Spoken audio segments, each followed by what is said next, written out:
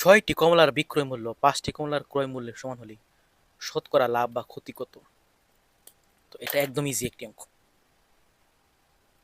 ক্রয় মূল্য এবং বিক্রয় মূল্য সমান, মানে 6টি কমলার বিক্রয় মূল্য আর 5টি কমলার ক্রয় মূল্য সমান। ক্রয় মূল্য এবং বিক্রয় মূল্য সমান, যদি ক্রয় মূল্য এবং বিক্রয় মূল্য সমান থাকে তাহলে এই ধরনের অঙ্ক করা একদম ইজি, মানে 30 সেকেন্ডের ভিতরে সমাধান করা যায়। তো প্রথম কাজটা হচ্ছে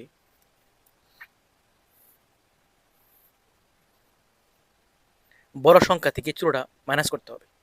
তো বড়টা হচ্ছে 6 আর ছোট হচ্ছে 5। 6 মাইনাস 5 ভাগ হচ্ছে বিকৃত সংখ্যা, বা কি বিকৃত সংখ্যা 6টি কমলার বিক্রয় মূল্য, তার মানে কি কমলা হচ্ছে 6টা, তাহলে নিচে হবে 6 গুণ 100।